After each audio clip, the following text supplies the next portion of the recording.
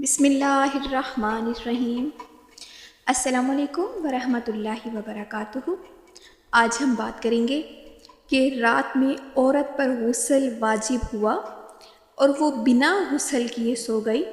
सुबह बग़ैर गुस्ल किए जनाबत की हालत में इसने घर के कामकाज किए, घर का खाना बनाया, इसके बाद जाकर इसने गुस्ल किया। तो क्या ऐसा करना जायज़ है कि जनाबत की हालत में औरत घर के कामकाज कर सकती है या नहीं? तो इस बारे में क्या हुक्म है?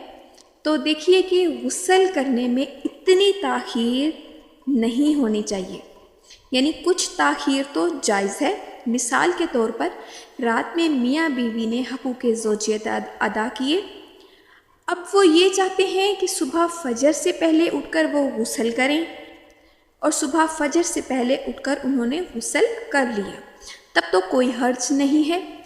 इस ताख़ीर पर इन्हें कोई गुनाह नहीं मिलेगा, बल्कि जायज़ है, क्योंकि हदीस में है, उम्मुल मोमिनीन हज़रत आयशा सिद्दीक़ा रज़ियल्लाहु ताला अन्हा फरमाती हैं कि जब नबी करीम सल्लल्लाहु अलैहि वसल्लम गुस्ल ना करने का इरादा करते तो आप सल्लल्लाहु अलैहि वसल्लम नमाज जैसा वज़ू करते, सुबह फजर से पहले उठकर गुस्ल कर लिया करते।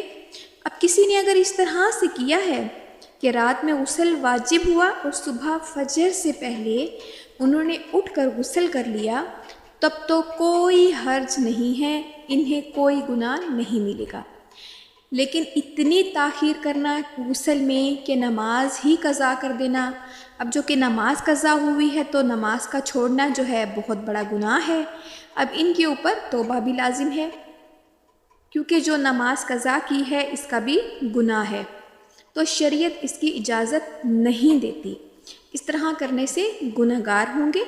इतनी ताख़ीर नहीं करनी चाहिए कि नमाज का वक्त ही निकल जाए।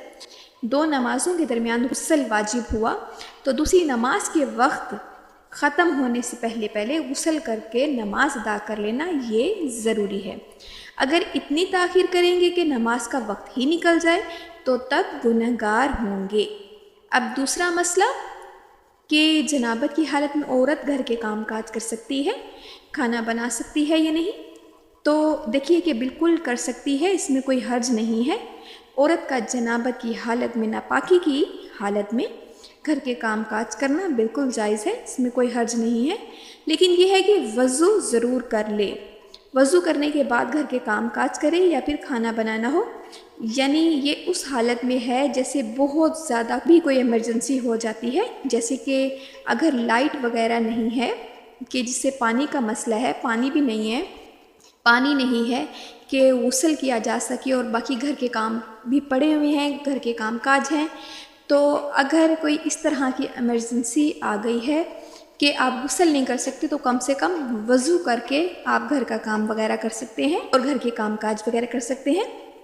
तो इसमें क्या है कि आप पहले वज़ू ज़रूर कर लें और वज़ू करने के बाद आप घर के काम काज करें, या फिर खाना बनाना हो तो इस तरह कर सकते हैं, खाना पीना हो तो खाना पीना भी खा सकते हैं। उम्मीद करती हूँ कि आपको मेरी बात समझ आ गई होगी। दुआ है कि अल्लाह रब्बुल आलमीन हम सबको शरई मसाइल जानने की तौफ़ीक़ और हिम्मत अता फ़रमाए। आमीन।